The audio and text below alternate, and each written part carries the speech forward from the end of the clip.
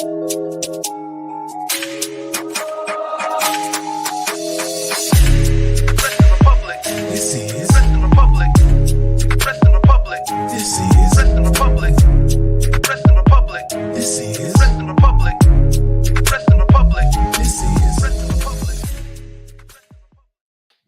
is going on, everybody? We are back once again with another edition of Wrestling Republic's daily broadcast. It is Thursday, June 20th. We're like pretty much halfway through the year. It's freaking me out. If you're freaking out too, I totally get it. Where has time gone? It's 2024. Dynamite last night, though. We're going to break it down. And it's also a Thursday. So you know you're going to get a throwback topic. We're going to go back in time, make us all feel old. And if we're all going to feel old, I got to have the usual suspects with me on a Thursday, hanging out, having a good time. First and foremost, I'm going to send this one out to Philadelphia to our head of opinions, Anthony Ricciardi. What's going on, bro? And good to have you as usual. Yeah, it's always fun to do this. It's like 112 out, so it's a good day to be in to do this. Obviously, Dynamite happened last night. There's a bunch to talk about as we're on the road to Forbidden Door. And like you mentioned, the throwback, which honestly, this is the shortest throwback topic of all time. It only happened a year ago, but we'll get into that. So let's start the fun. We're throwing it back still. Despite that, you're exactly right, but we are still throwing it back. No question at the end of the show. Speaking of throwbacks, I'm going to throw it back over to the East Coast right now to the DMV. Yes, sir. To the Tuesday Night Delight himself. Get the twos up for Shadi. What's up, Shad? Yes, sir. The DMV where Dynamite happened last night. Gotta first and foremost say big ups, alumni, George Mason, the Patriots, man. Spent a lot of time on that campus, and having Dynamite at Eagle Bank Arena was dope, man. I hope Tony Khan has it more there because it is only 20 minutes from my house rather than an hour plus drive to DC. But I'm excited to be here, and yeah, man, a very, very old topic that we're talking about. Feels like absolutely. Speaking of old, though, I be on that kryptonite. We be on that kryptonite. Yeah. I mean, Mason. You know what? Before we start, funny enough, a guy who I met yesterday at the show, we were talking about it, and he's like, he went to high school with Lamar Butler from that team. So no way. That's all time. Jai Lewis, that team's legendary. Best baby hook in the game. Yes, sir. Absolutely. Well, also, by the way, I forgot to mention that you were in the building last night. We know about that. That's all time, and I love it. I'm going to talk about the opener, the curtain jerker, as we like to call it over here in the business, MJF and Roosh. Anthony, I'm going to ask you first about this. That sheer drop brainbuster from MJF, who I don't think's ever had a defined finisher. He might have one now. Yeah, I mean, MJF is, AEW needed him back. He was a defining character, a pillar, an original, whatever you want to call him. Even though technically he started majorly on MLW, but AEW claims him, and he claims AEW, given the tattoo on his leg. But Roosh is one of those wrestlers that I have criticized before. I don't think he's great at selling. I think he wants to get his stuff in, but doesn't want to sell for others. I thought this was a pretty decent opener. Like AEW does have a track record on Dynamites to have a really good opener. I thought this was a good opener, although the same problem that it frequently has it as a whole is the winner was predictable. MJF's got a story going into Forbidden Door. He's going to wrestle somebody and beat somebody because he's the big name talent, and they don't care. They're going to job somebody else out. This was to warm things up. I thought they did a nice job. Roosh bloodying him up was a smart move, showing MJF toughness. As a whole, though, I really think it was a mistake with MJF not having a real clear direction. Like, he went out, getting pushed out by the Undisputed Kingdom. And I get Adam Cole is quote unquote sort of injured. They don't, whatever it is. He's hurted. Yeah, but why? Like you're putting him against an opponent from a different promotion just because it's Forbidden Door. Like to me, if there was a match that you could have on that card that's AEW against AEW, this is it. He should be feuding with the Kingdom, even if Adam Cole's out, which I've already talked about. It was a mistake for him to lay a hand on him at Double or Nothing because you just killed whatever momentum was there. I don't think you did. I think you did. I think there's more momentum in the fact if he's not able to get his hands on Adam Cole and the first time they touch is in a match. That was, I come in the ring, I kick you in the nuts, I drop you, and you're nothing. He doesn't really have a direction right now. And as much as you want to be interested in this Forbidden Door where they threw in his opponent, I don't care. I don't care about his opponent. And that's not the feeling I should have. I want to see because it's MJF, but I don't really care about the match. And that's booking. That's a booking mistake. I'm curious to see what happens with Roosh after this. Does he go back to Forbidden Land of catering or ROH? Like, what happens to him? Or was he just the job guy of the week?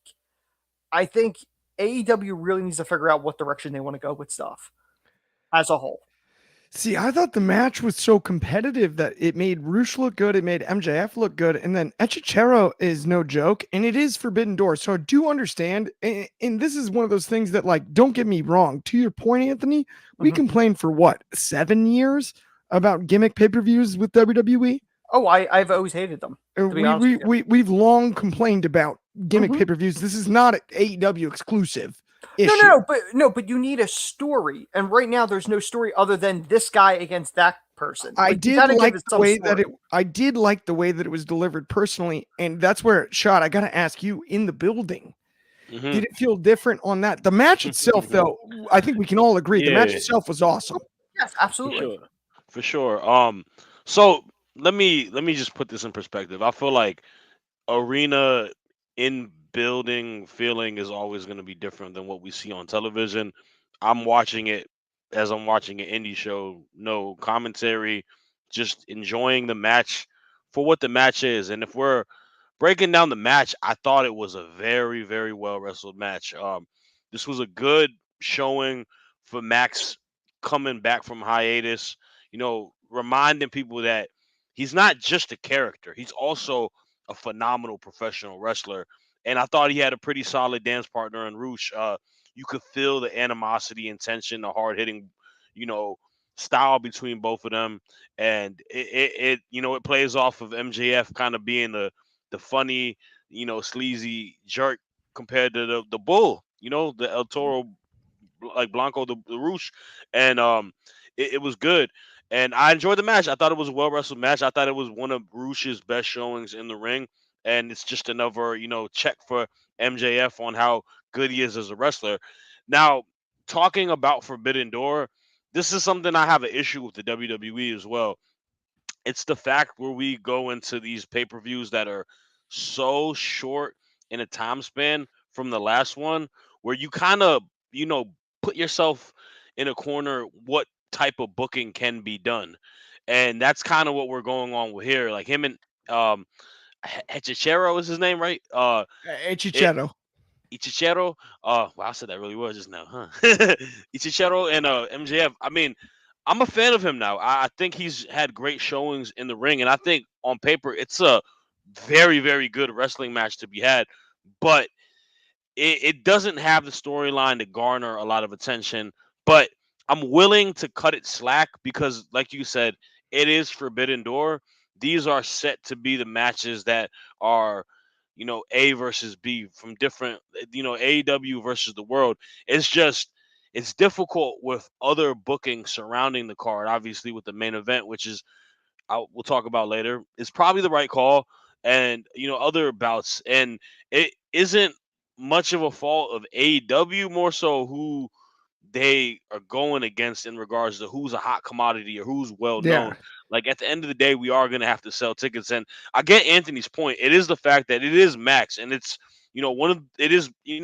it's arguably their best superstar that they have on the roster, returning into a kind of a two random like just filler feuds. But if that's the case, we could say the same about Cody on WWE, where he's kind of having filler feuds with like the Logan Paul Right. at the King and Right. Queen of the Ring, and if the Yeah. match delivers, we kind of forget about it. So I think that may be the case. I think they just got to get out. I think we just got to get past the Forbidden Door era or Mhm. the timeline, and then once we book to All In, uh, things will probably have a little bit more of a direction. Now, I really love what you said there too about getting to All In. And this is something I find interesting because it's kind of a combo of something both of you guys mentioned. And Hmm. that's Adam Cole Yeah, sitting out there, right? And he's still, I think, recovering from that injury. That ankle was pretty shattered for sure. in a way that maybe I didn't even properly quantify when it first happened. That thing was pretty dang bad. Um, if he's healthy, there is an opportunity we just saw quite a bit of success with CM Punk going to Drew McIntyre's hometown and screwing him out of another opportunity. Why True. not Adam Cole? We've very rarely, if ever, seen Maxwell Jacob Friedman embarrassed. To do it in his hometown Long and to Island. have him lose to Echichetto in a huge match at the hands of Adam Cole, I as get far what- as storytelling is concerned, there's got to be a receipt. He kicked him in the privates. I get what Yeah. you're saying, but the Punk Drew scenario, Punk is the face. It was more telegraphed. Technically. No, I know, but technically he was the face. I mean, technically, I know Scotland and Seoul and all other stuff, but you know what I mean. Technically, he's the face in the scenario.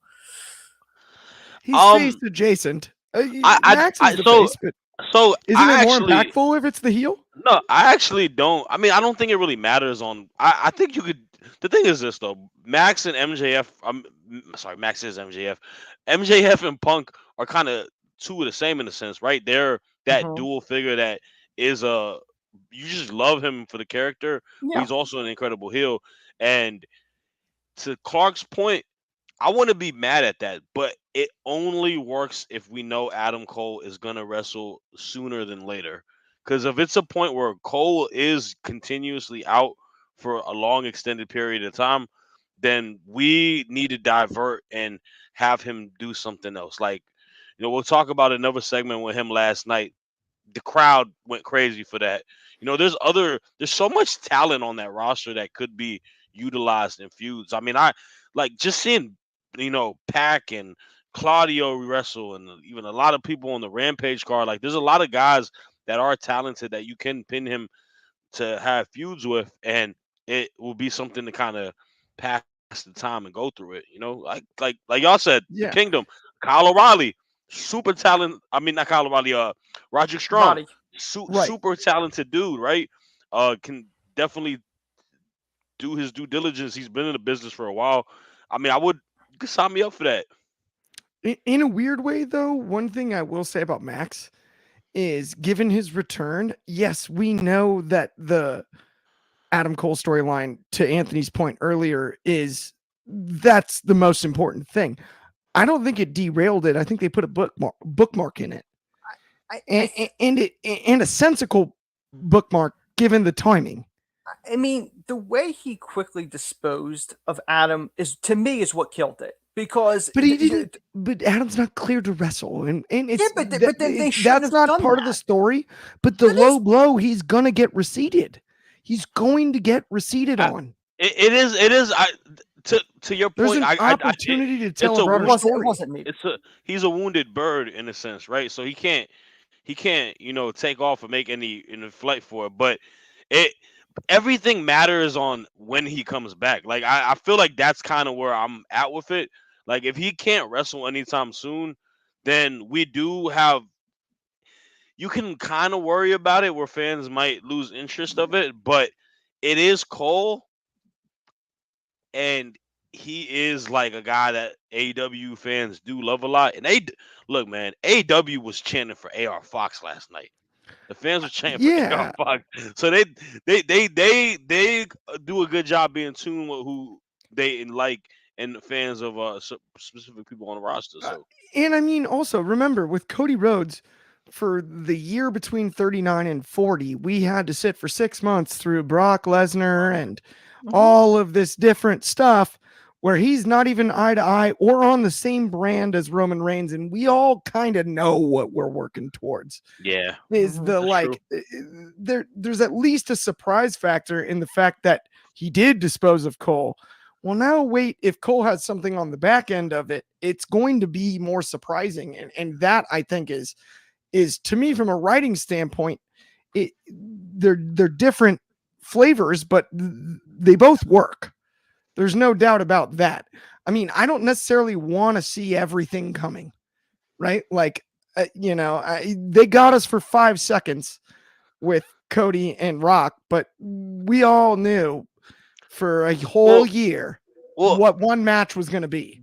the, It was telegraphed as could be. yeah, and the thing is also this telegraphed. though. The thing also Pivoted. with it is Clark is this isn't on the topic docket, so I can bring it up. Yeah. The face off with him and Ospreay last night.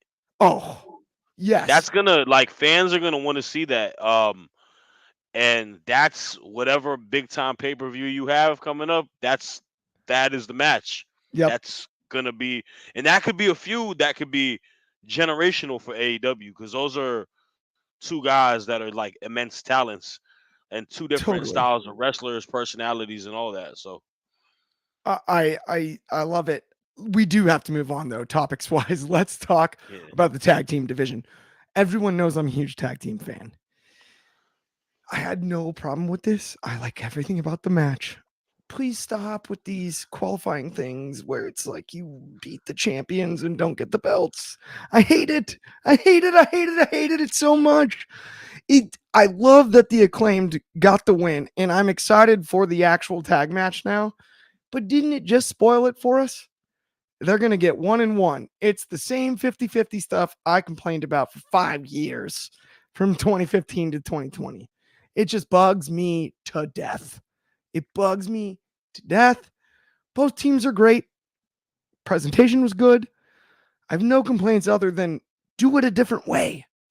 Have the Acclaimed beat someone else and have the Young Bucks beat someone else and then set up the matchup. Just, can we have that, Anthony? Is that too much to ask?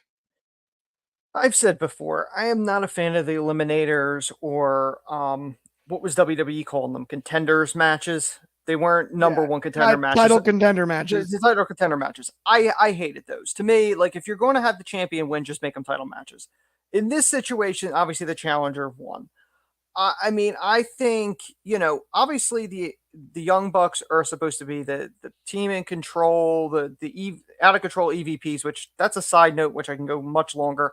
I think they killed that whole storyline. There's 4 different authority figures running around, including the owner, which makes no sense. But for this thing, you would have been better off just having Tony Khan / Chris Daniels, whoever you want to claim as the person who booked the match, saying the Acclaimed against the Young Bucks, non-title, and then the Acclaim wins, and then Chris Daniels or Tony Khan comes out going, you now get a title match. I would have been fine with that. Calling it the title contender or whatever, the eliminator, stupid. To be honest, you might have been better off just making it a 2 out of 3 falls at the pay-per-view. Like, if you're going to do that, because essentially the Acclaim need to beat the Young Bucks 2 times to win the title. So you might as well have just done it a 2 out of 3 falls match or something to that effect. Do I think the Acclaim's going to take the belt off the Young Bucks? No. I don't know who they're going to take the belts off them because there's no other hot teams to really take the belts off of them. One of the hottest tag divisions was AEW, but they don't have it now. Who's hot right now that could beat the Bucks believably and get more over? I don't think there's a young team right now in AEW that could take the belts. right now, or unless you go the revolving door of people that have already been champion multiple times in Yeah. FTR or the Lucha Brothers or the Acclaimed. I think the Acclaim is kind of like died down as far as popularity. They're not getting the reaction that they were getting when they were the hottest of hot. There's nobody who they could put the belts on, really, unless you are holding this to reunite Omega and Hangman and have them take the belts off of them. But then you still have the same problem of like who are they going to drop the belts to? It's a problem that they need to evaluate of going, what do they want to do with the tag division? Because playing hot potato between one team to the other without any clear direction isn't helping things either. WWE's tag division is garbage. I'm not complaining just about AEW's, but somebody needs to figure out what to do with tag team wrestling. Yeah, the tag team division Very has been true. one of the biggest struggles I think across more. Excuse me. It's definitely struggling right now. Although my moment of the night in that match was Okada playing with the soundboard. Okada. See, that's the thing. The Okada character, the stuff he's doing now, is great. However, I feel that like the New Japan diehards, the ones that absolutely hate this stuff because they're like, oh, he's not there. This isn't our Okada. I find this more entertaining than I've seen anything else Okada has done. To be honest. Yeah. And for those who were laughing at the idea of him Yeah. being in Chase U, he could have made it work. That's all I gotta say. If they had him as a foreign exchange student, it would have been the funniest thing that they could possibly have done. Yeah. They needed Okada in. Yeah, Chase U would have been the move. Can you imagine in the sweater? I see. To Give me, him the sweater. I would not have announced him as signed. I would have done one of those backstage segments and going, we're going to call him the new student in the back. And he's sitting there with the sweater. That's what I would have done. Honest to goodness, as just like a hardcore fan, though, the one thing that I kind of thought of with Okada is of all people, he would struggle, I think, the hardest with the name change going to WWE. I don't think they would have changed his name. Oh, I think they would have. No. They didn't change Nakamura. Under trips, nah. Okada's solidified in these streets. They didn't change Sean Spears or Ethan Page. Well, they changed Sean Spears back. He was Ty Dillinger. No, but his new this moniker is like Sean Spears though. Ty Dillinger after John Dillinger, which, as a Chicago guy, shout out Dino's, bugs me to death that they gave Sean Spears a John Dillinger type gimmick. Come on, stop it. Nobody can touch Dillinger. It's the biggest gangster of all time. Either way, I'm going to talk about, speaking of gangsters, our sponsors, our friends over at Next Level. Check them out. Go to nxconnect.me/Wrestling Republic. All our content across all platforms linked in one spot. Super easy to find. Thriving wrestling community. Absolutely no gimmicks. Check it out. You're going to love it. Speaking of things that were loved or maybe not, let's talk about the contract signing. Little bit of tension here. Tony Storm, Shirakawa, Mariah May's involvement. Shadi, you were in the building. Tell me what it looked like up close. Man, the first part of it I liked, and I've been vocal about it. This is a very well told storyline between Mariah May, Mina, and Tony Storm, and the praise has to go to Mariah May. She's the catalyst that makes this entire thing work. She is a person that has made us love Mina, because Mina is a superstar upon superstars, if there is one. Like she's lights out, and bringing her obviously with the connections of them being in Club Venus and as faction mates, and also being faction mates or a team with Tony, and it kind of being what we talk about with Dom in the middle between those two. Mariah May is in the middle between these two ladies, and it adds a lot of this is like the only Forbidden Door match that has like a consistent storyline to it between Stardom talent versus AEW talent, and I like that. And I think it's really, really good because it also will bleed into whenever Tony Storm and Mariah May eventually break off, and they have their own feud to it as well.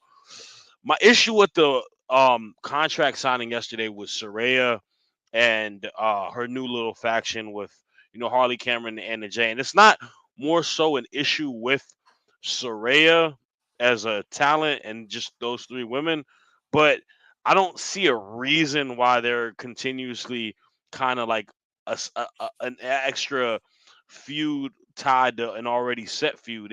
It's not needed. I don't see any relevance of it. I don't think Saraya deserves another opportunity for the AEW World Women's Championship again too, because she already had her moment last year at Wembley, and I think Saraya is kind of in a pattern where she needs to kind of figure out and reinvent herself in a way. Because I think since she's come back, the initial return back into wrestling, that gloss has faded. Now she's just a regular person on the roster, and I'm not seeing a lot of elevating with the women next to her. Obviously, Anna Jay is a person that's been unfortunate. I feel like she's always in a faction or a group that kind of gets stuck in the mud.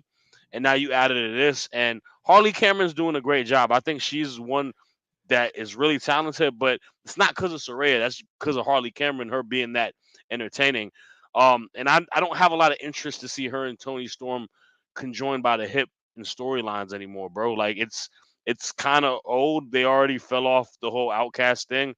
I really hope. I'm hoping this just leads to Mariah May beating her in the Owen, and I'm hoping that's the case. But I didn't think it was needed. And I don't like these, can they coexist tag matches that they're gonna do next week with Mina and Tony. So that part of it started out hot and then it cooled off a lot once the new age outcast, as I call them, joined in. Absolutely, 100%. And I dig it. I totally hear where you're coming from too on the signing, and I love the Tony and Mariah May future, like you mentioned. Yeah. But there is other stuff out there. We got a few comments. Good friend of the show, Coach 23 with wasn't Capone the biggest gangster of all time? Little history lesson really quick.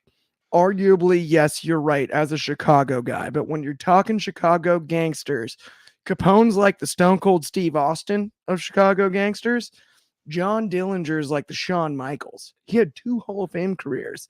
This guy went out and got experimental plastic surgery and then became a con man as a gangster. I mean, Dillinger is the man when it comes to Chicago, when it comes to that. That's at least my That'll be personal a fun opinion. soundbite.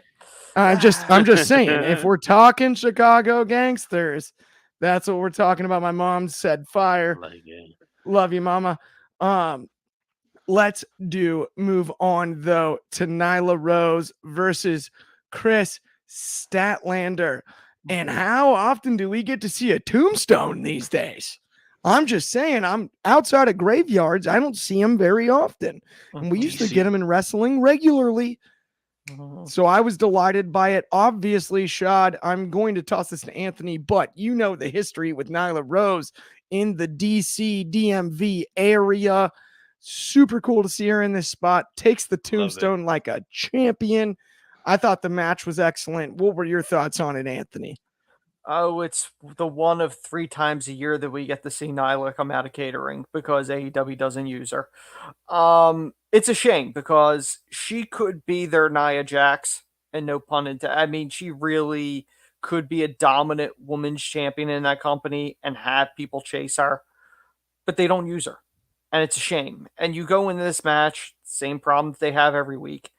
They'll put somebody that's in a storyline, an established person in the ring against somebody that they don't use ever. And they're like, who's going to win?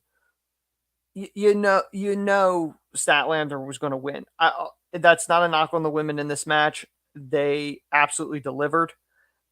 Every time I do see Nyla in the ring, it reminds me of the same thing. Why aren't they using her? If you're putting her behind the paywall of Ring of Honor, no one's saying her, you might as well just not use her. Because you really don't. No one's watching Ring of Honor. The Statlander thing, obviously, that was done to build further to the eventual Willow match, which is the match they're going towards. That's storytelling. I have no problem with that. But I'm curious to see where they're going to go with this long term, because okay, Statlander turned on Willow. Has Willow taken her sights off of Mercedes? And now she's just gonna feud with Statlander, and the title's not in the picture anymore. She's not interested in beating Mercedes anymore after she took her title. Again, these are questions they need to answer. I hear you there with Willow, but I mean at the same time, and Statlander as well, as far as chasing that TBS title, I don't know. This to me is a tough division to book in general, because in a weird way, I've felt like every single time it feels like this. Yeah. They end up booking the TBS championship in a way where we end up a month from now having a conversation where we're like, why is it more exciting than the world championship? And it's like cyclical. It's gonna be that way though, because Mercedes is champion, and every Yeah. matchup is fresh for Mercedes because she just got here. Like we haven't got Mercedes versus Sheeta yet. That's gonna be one that is gonna be that a lot of AEW fans will be excited for. I mean, even her and not like I agree with Anthony like 100%. Like Nala Rose is a person that kind of Yes. Needs to checks be the used box as better. a superstar. Like, and I know that she was used in ROH, but it's the other thing. You have talented women on ROH that you forget about because no one's really watching it. Like Nyla, Athena. Athena Athena is the she's had the title for over 600 days. But no one really knows or cares because they don't put her on TV. All she is on Ring of Honor, and if people aren't paying to see it, they don't know. yeah, that's true. And then Okay. yeah, Speaking of paying to see things, though, let's talk about Pac and Claudio Castagnoli. oh yeah, Because is this not just like what you and your friend would do in a video game hmm and just spend hours on? yeah, Right? That's who these two are. You can't really get a better on paper matchup than Pac and Claudio. We're like, you're as a hardcore wrestling fan, we're just salivating when you see those two on a poster. Like, come on. They can't even mess. It doesn't matter how you book it, they're not going to mess it up. for And, sure. and I thought they delivered the crucifix finish. I love it. Both with just deep, deep, deep toolboxes full of tricks, full of them. And I could watch these two wrestle 1,000 times. That's one thing. There's a juxtaposition for me when it comes to AEW Dynamite in general. hmm We like, you have matchups like this where you're just like, how is this on a Wednesday night? Yeah, How is this not on a poster? And I enjoyed it as much as anybody. And they weren't even given that much time. nah, But I loved it. I it was a loved it. tease. And so, Shad, I got to ask you about it. Yeah, I mean it's I don't know if it's a good problem or if it becomes a bad problem, but like AEW is they've got an embarrassment of riches with on the men's side. They have a lot of talented superstars. Like a lot of talented superstars. I got to see some of the best last night on a card that was 3 hours of total time, and that doesn't even equate to like half, maybe like a fraction of what else they had. I didn't see Mercedes wrestle. I didn't see Swerve wrestle. I didn't see Ospreay wrestle. But you got guys like Claudio and Pac who are so talented, and you just think, man, when is it going to be their moment to shine? And you look at the roster, and then you see, oh well, they got Osprey, they got Swerve, they got Danielson, they got MJF. It's one of those things where they fall to being a high quality dance partner, and it sucks. I'll be honest with you, it sucks because seeing them wrestle for the brief amount of time they were given, unfortunately, um, it reminds you how great they are, and that goes past just in-ring stuff. Like Claudio's big thing has always been he does all his dirty work in that ring, but he's not that captivating. He's not a great talker.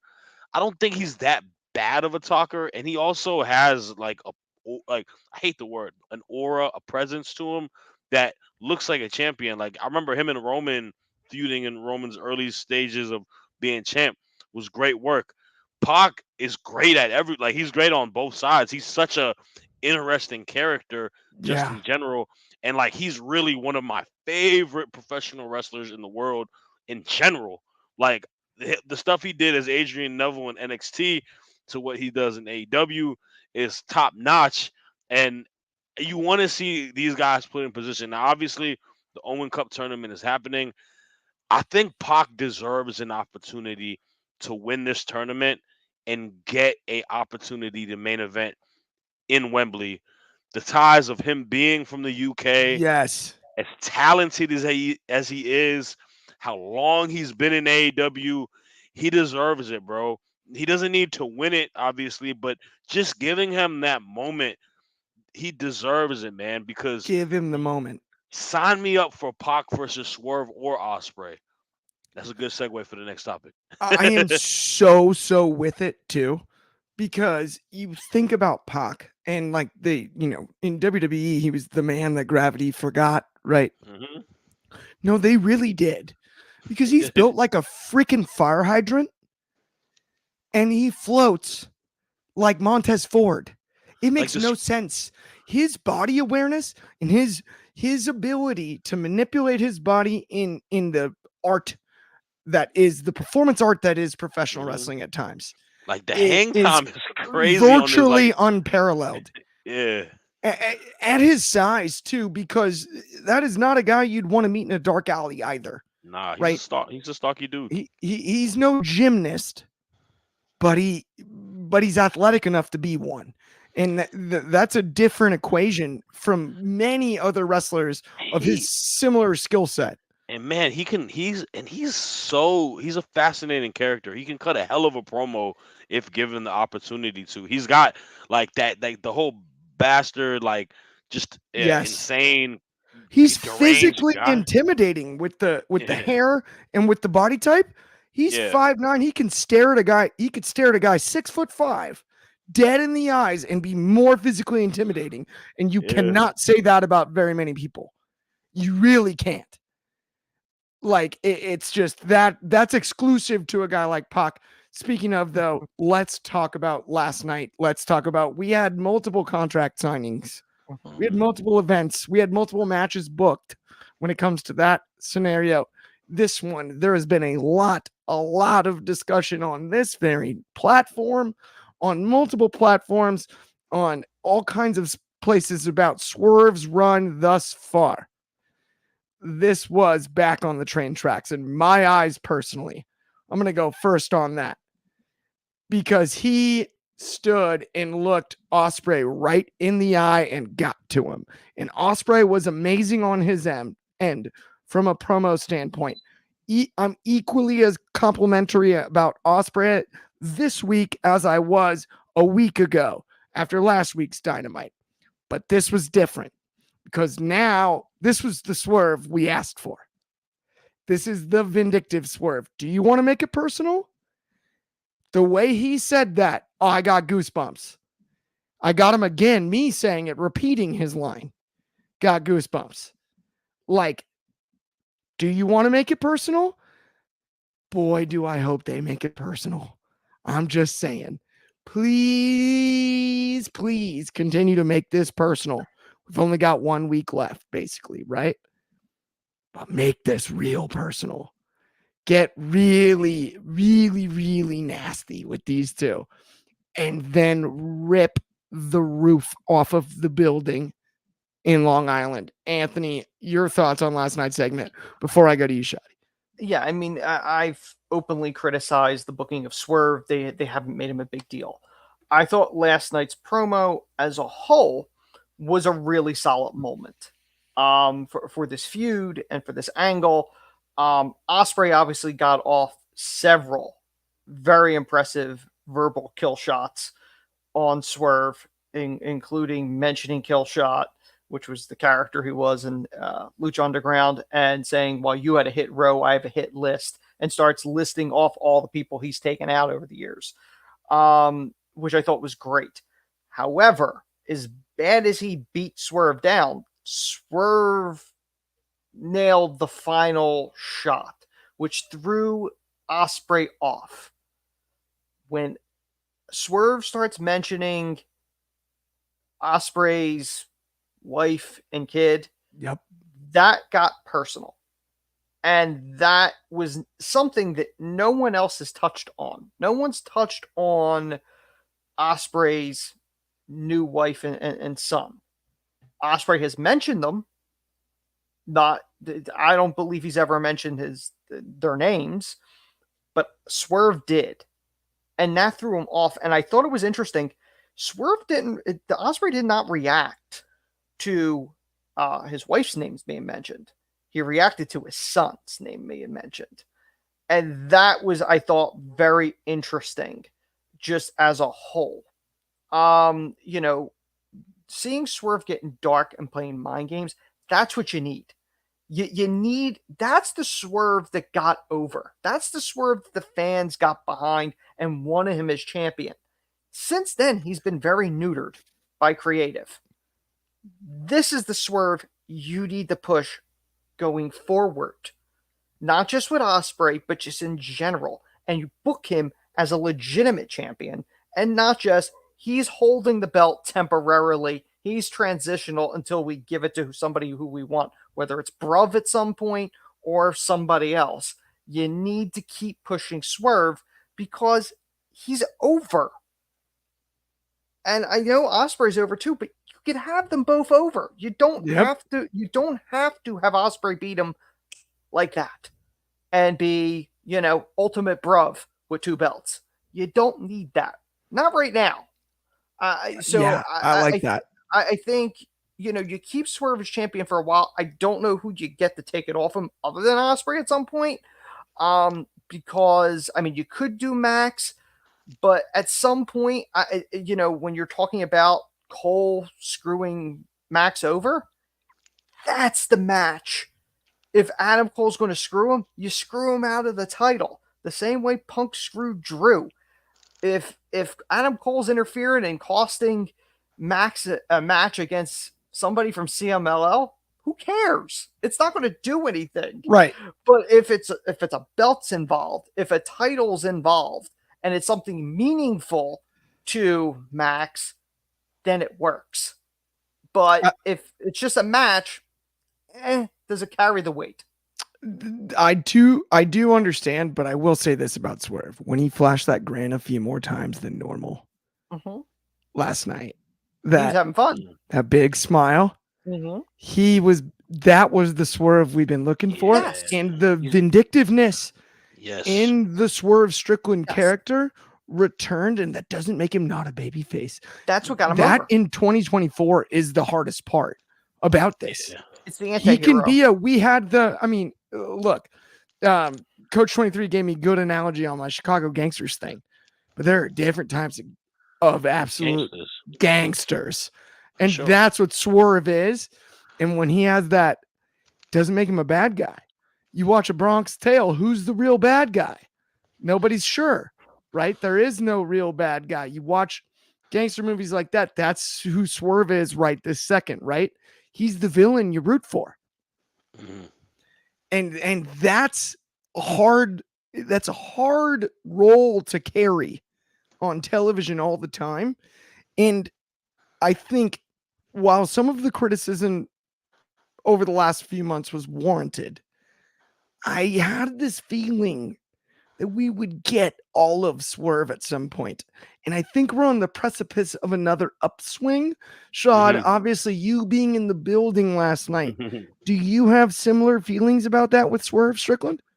Well, first and foremost, that was spectacular to see in the building. And I thought both gentlemen were definitely on their A game when it comes to promo. I love promo exchanges that seem like a back and forth battle more than anything, not one-sided, both coming with a lot of passion, a lot of heat, a lot of very great lines. I love, Ospreay saying you had a hit row, I had a hit list. That's incredible. Swerve, saying that we can take it personal. Swerve coming back at the end, and it all comes back to what that is. And I think this is the course correcting we need for Swerve, because to your point, he's not a white meat babyface. That's not who he is. He can't be. I don't care if his manager is, dancing and the song is over. He is a good, sinister heel at the end of the day, and he tapped back into that bag because it reminded me. Let's not forget, talk about children. He was in Hangman Adam Page's kids' nursery room with the baby there. Yep. Like that's a man that has no like care at all because he is gonna do anything to make sure that he gets what he wants and what he deserves, and this time is defending the title. With that being said, I do like the fact that Swerve also used the line said, "What are you gonna use? The Callis family?" And he said, "I don't need the Callis family." This is where I believe the Callis family is gonna be Yep. the reason why Swerve will retain. And I think that is the good call. But here's the other thing. Like a 4-year-old with a crown in the house, the writing is still on the wall for Swerve as champion. And I'll tell you why. There is an open spot that is a wild card spot for the Owen. Yeah. That's going to be Will Ospreay's spot. Will Ospreay is going to get his opportunity to come back, and I think he is going to insert himself into the Owen. And I do think these guys are going to run it back at the All-In pay-per-view because I just Oh can't see shit. this. I just can't see this dude not champion at some point, Clark. Like I don't I'm very I love Swerve a lot. I'm a big fan of him, but they like Osprey a lot. And if you go into live shows, there's a lot of kids wearing Osprey shirts, Osprey hats, Osprey jerseys. He's over his rover, bro. Like he is The Bruv shirts are selling off the shelves, and I apologize insane, for bro. cursing there. That's totally my fault. That's But just I how will good that's say, how good my takes are. It's all good. honest to goodness, I my thought was that spot is being held for Kenny Omega. Mhm. But Will Ospreay makes a heck of a lot of sense, like almost too much sense. Like Yeah. it's arguably It too it logical. it can't it struck my mom more so because I saw that Danielson is wrestling Shingo at Forbidden Door. So these matches are spaced out. I know the complaint obviously was a bigger bracket could be needed, but I think they are spacing these matches out upon weeks as we go into that season. So yeah, we'll see. 100%. It's Thursday. Uh-huh. So let's get into some throwback. Uh-huh. We're not tossing it back that far. It's only like 368 days. Again, I don't do math, but I do believe it is the 17th at Uh-huh. the United Center in Uh-huh. my hometown. AEW's Collision debut. Uh-huh. Main evented by Luchasaurus. Well, the artist formerly known as Luchasaurus, currently Killswitch. Yeah. Uh-huh. Against Christian Cage, we had CM Punk on the card. We also had Kevin Kelly on commentary. Go figure. We do Love it. thankfully Love have it. a historian in the building. Anthony, what did we see just over a year ago? I do have to say, I believe you are wrong. I don't believe the Luchasaurus match was the main event. I believe the main event was the 6-man with Punk and FDR. Oh, if I'm yeah, not you're right. mistaken. It's flipped. The card's Yeah. flipped. I Yeah. had the card flipped Uh-huh. in my notes. So a year ago, a lot has changed in that year. Leading into this show, when they said AEW is getting a new show, Collision, the belief online was they're splitting the rosters. They're doing the Raw SmackDown deal because there's a group of people in the locker room that are in favor of the Elite, and there's a group in the locker room that was on CM Punk's side.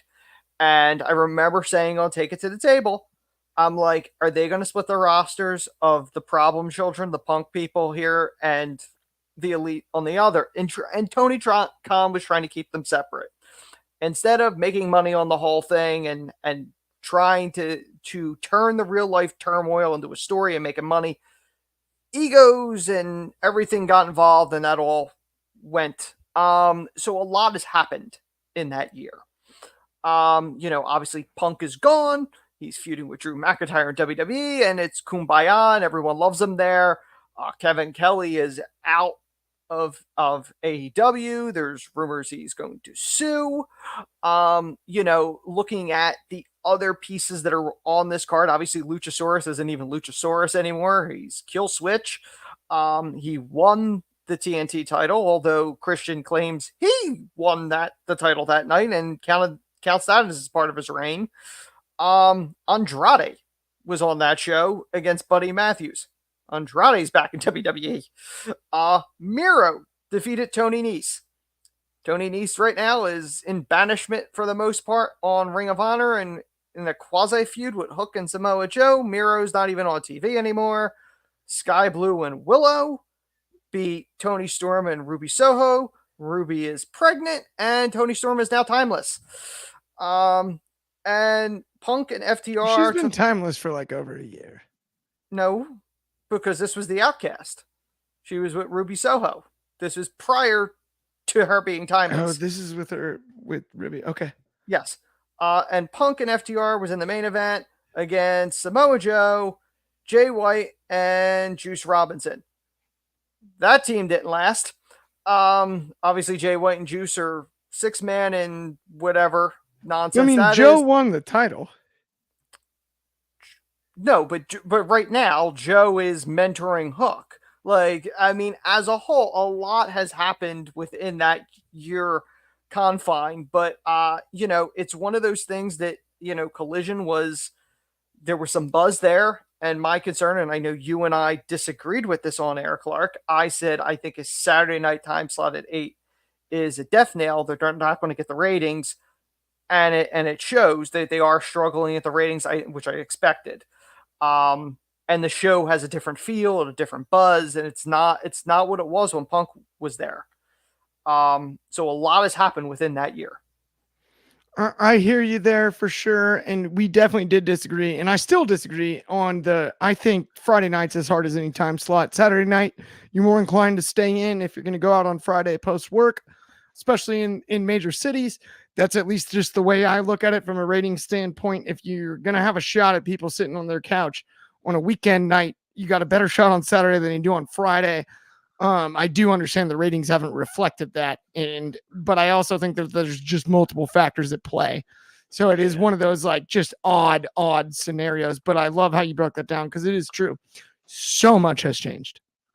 We had CM Punk, and there are people, rumor mill, we don't do dirt sheets here. We don't like them. We don't even talk about them.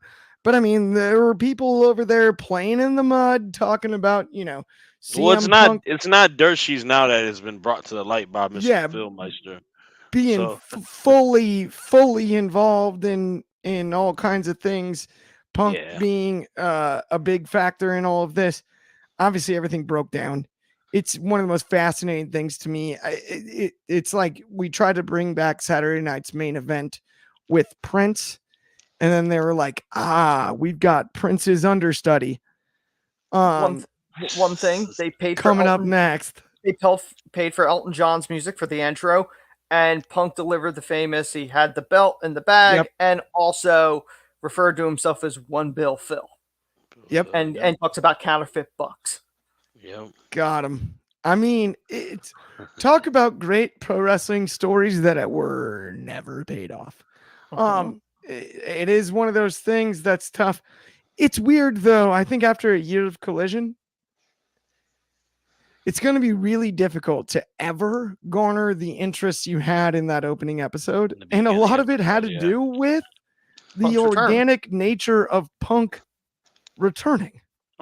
It felt the initial AEW Collision when it first started, and I believe maybe what they viewed as the blueprint of what it was supposed to be was awesome. Like, it felt like a completely different show than AEW Dynamite. The structure of it was great. Even they did it to a point where like production was a lot different. Camera cuts were different. They zoomed in different areas within that lighting, like, the Elton John song, getting you hype for it. And to see where we started, and I say maybe the first month and some change until Punk obviously left, to where we are now is like night and day. And it's unfortunate because I think the big thing for them was to, I don't like doing, and I hate doing these comparisons between the two promotions, but where it is like an identity of different shows. Like, you watch Raw, you watch SmackDown, you watch NXT, you're watching a different thing every week. I wanted that to be for the AEW in the sense where it may not had to be a full roster split, but like you got those like specific people, and I think, man, it's crazy because there's probably a review episode of this, maybe with us on it too, from a year ago on the Wrestling Republic YouTube page. But it it was like I think Anthony may have said this too. Like it felt like it was like an intermediate school, right? Like the bad kids got sent on Saturdays because they were having like, issues with booking, and a lot of it in the light kind of became true. I mean, Punk obviously had his problems. Left Andrade left. We haven't seen Ricky Starks in a little bit. Scorpio Sky was on the early episodes too. Miro was on the early episodes too. Thunder Rosa is back now, but we didn't see her. She made her, she was a more focal point on the collision from the jump start as well. And I wish they would kind of get back into it because to me, it does feel like a more fine-tuned episode of Rampage in a sense where a lot of the focus is on just really good matches. Like you get a lot of guys who are great workers. They may not be big names, but you get opportunity to see them wrestle people that you're fans of. But like there should be like I feel like it was supposed to be Punk, but maybe like the Bullet Club Gold, like maybe that could be Jay White's baby. Maybe he can be the collision, cornerstone. Like he should have been that or whatever it may be. Like so it's a little frustrating because I feel like I really only need to watch Dynamite on a weekly basis to kind of cover all grounds of Know what's going what I on. need That to go makes on sense. AW. Yeah, where it should be like, no, you got to watch Collision too because there's such and such feuding here, and that's going to be tied to a pay per view where it is like that for Raw and SmackDown. That's like my main grip with it. They've let it become so much of a just a extra show where we just have bomb matches where it, you know, I can watch them on YouTube when they drop. You I, know? I sit in a weird way too, similarly, where I'm like, man, if they almost did it a little later hmm than normal, start it, do 9 to 11. My thing is Forget this 8 though. to 10.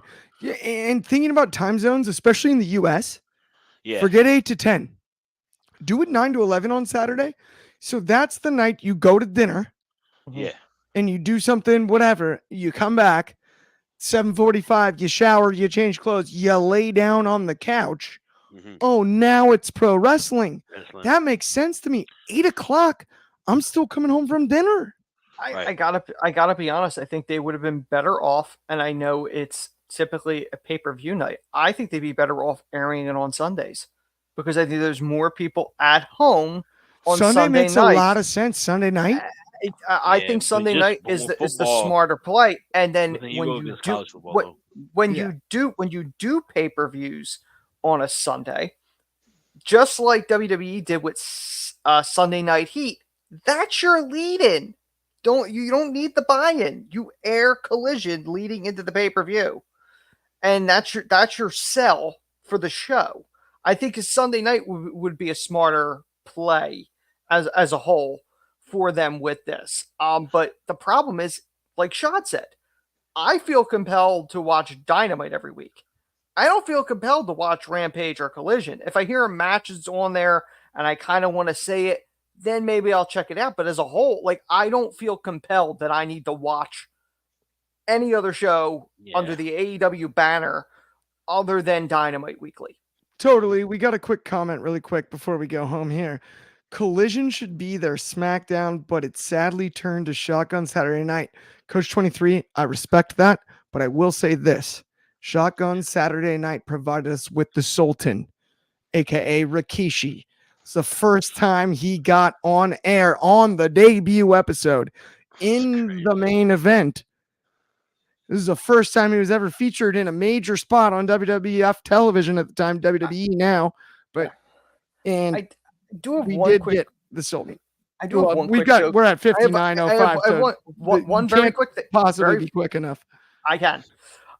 The joke to me was Punk with Chicago. It felt like he was on house arrest. He only returns in Chicago, like he's not allowed anywhere else. Right. We got to go home though, and that it does bring us to the end of the show. If you haven't liked or subscribed, please do. Thank you so much for tuning in. On behalf of me, Clark Taylor, Anthony, and Shad, thank you for checking us out. Keep tuning in. We'll be back noon tomorrow. That's 3 in the East. That's 8 in the UK. That's 9 a.m. Pacific. Everybody have a excellent Thursday night, and we'll talk to y'all soon.